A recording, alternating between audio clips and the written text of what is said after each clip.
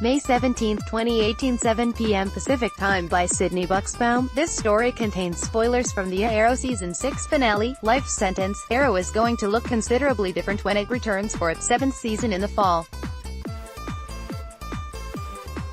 The CW's gritty comic book drama said farewell to not one but two major players in the Arrowverse.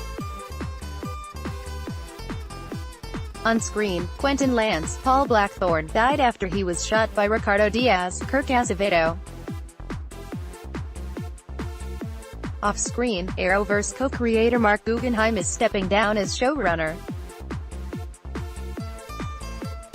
While Lance's death may not have come as much of a surprise after word of Blackthorne's departure leaked, Guggenheim taking a step back from his leadership role on Arrow and Legends of Tomorrow will impact the series in a larger sense. As one of the architects of Arrow and of the CW's now massive DC universe, Guggenheim will continue on as an executive consultant on both shows, while Beth Schwartz has been promoted to serve as Arrow's lone showrunner in Season 7 as executive producer. Wendy Miracle exited after Thursday's finale. After 6 years on Arrow building out the CW's super slate that now includes The Flash, Legends of Tomorrow and Supergirl, as well as CW's seed animated series Vixen and Freedom Fighters, The Ray, Guggenheim dropped the mic on his way out. In the Season 6 finale, Oliver Queen, Stephen Amell, publicly confessed to being the Green Arrow and turned himself into the FBI, a twist that the veteran writer, producer and comic author planned on doing from the start of the series. Oliver ended the season on a chilling note, in prison surrounded by all the criminals he helped put in there. What's worse, he no longer has his secret identity to keep him safe. With Lance's death and Oliver's imprisonment, on top of Thea's Willa Holland exit earlier this season, the only remaining original Arrow character from the pilot left to carry the torch is Diggle, David Ramsey, Emily Bett Rickards, Felicity. Joined in episode 2, Below, Guggenheim, in his final interview as Arrow showrunner, gets candid about that big finale, how much life is left in Arrow given all the cast departures and what he's doing next. After 6 years of helping create the Arrowverse, what's next for you? I'm pitching a couple new shows. I am working on 2 movies. And I am continuing on the Tales of Arcadia series, which is the Troll Hunters series that I'm doing with Guillermo del Toro, for Netflix.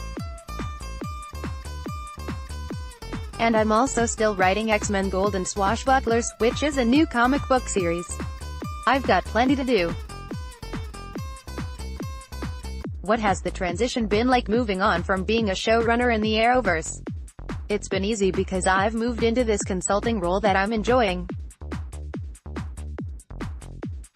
In large part, the reason that it's been so easy is that Beth Schwartz on Arrow and Phil Klemmer on Legends were already doing such great jobs in their respective capacities that I get to just come in and if I have an idea I can throw out the idea.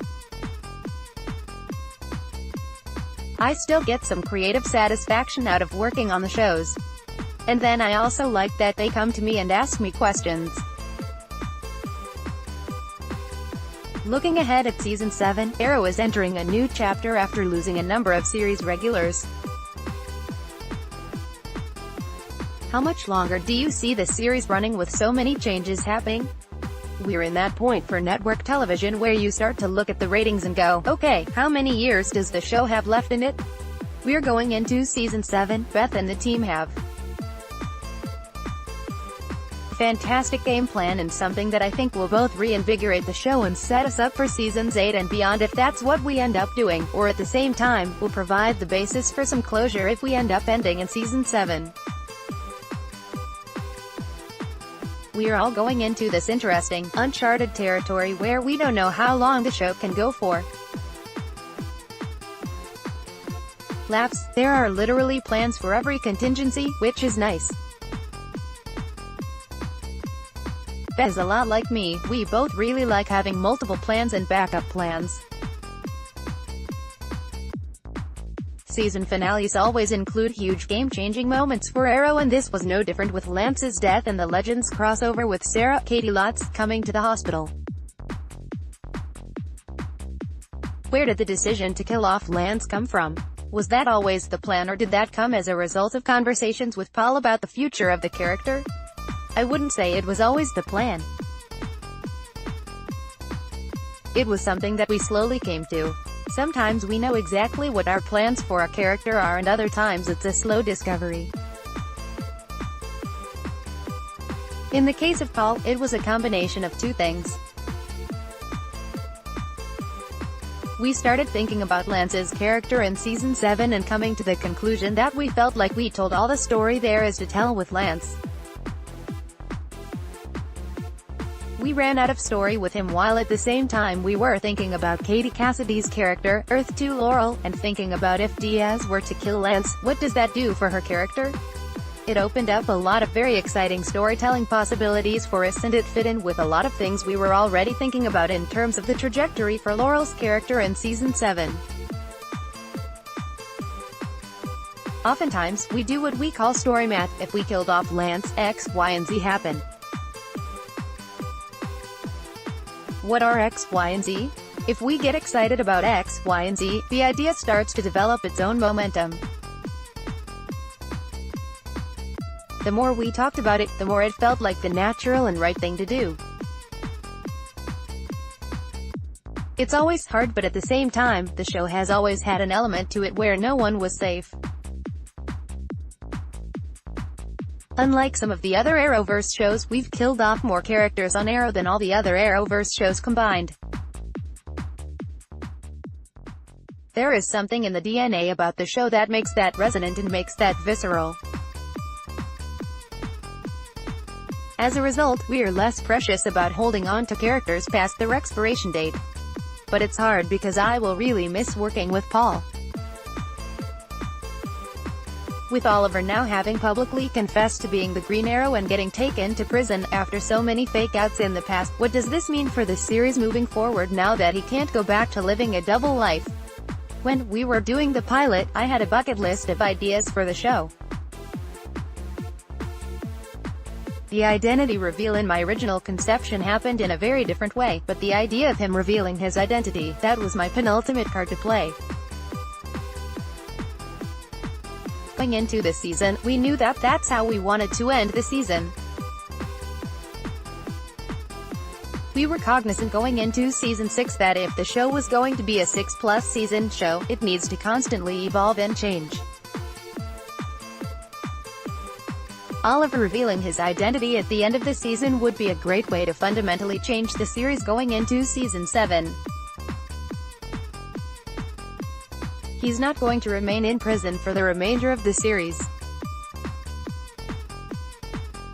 When he gets out of prison, the fact that he now has to deal with the consequences of the public knowing his secret identity, that is huge.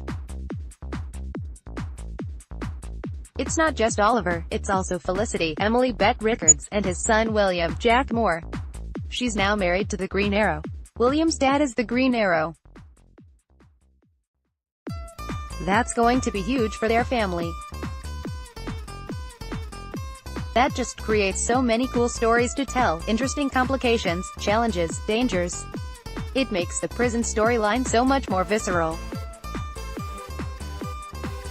If we wanted to just stick Oliver in prison, we could have done that without revealing his secret identity, but for us what always made the prison storyline exciting was he's not just trapped in prison, but he's trapped in prison with all these people who know that he's the one who put him there. That's such rich, exciting territory for us to be able to undertake in Season 7. Arrow is beginning to repopulate the ranks with Colton Haynes returning as a series regular for Season 7. Where did the decision to bring Roy back next season come from, and what does that mean for Thea since they just left town on a mission together only a few episodes back? Colton and I got to talking and he said he'd be interested in coming back to the show. Could not have been more excited. When we wrote him off with Thea at the end of Season 6, we knew we might be writing ourselves into a little bit of a corner, vis-a-vis Roy because he was going away with Thea. At the same time, we knew that Colton would likely come back as a series regular in Season 7 without Willa.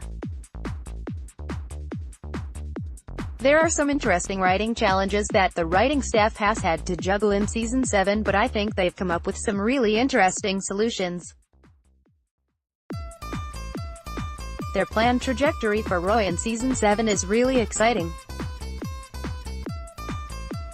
It's something that we're not just bringing him back to the show and picking up where we left off with him. He's really going back in a new, really cool and interesting way. One of the many consequences of Oliver revealing his identity, especially revealing his identity in the way that he does in the finale, is it gives Roy a new lease on life. Roy has had to go underground as a result of the events of Season 3, and because of the way Oliver outed himself at the end of Season 6, Roy has his whole life back and his whole identity back. That's very interesting territory for us to play. We haven't been able to do that with a character yet, where someone gets their whole life returned to them in one fell swoop and will now have to deal with the consequences. Arrow will return for Season 7 in the fall on the CW. Arrow.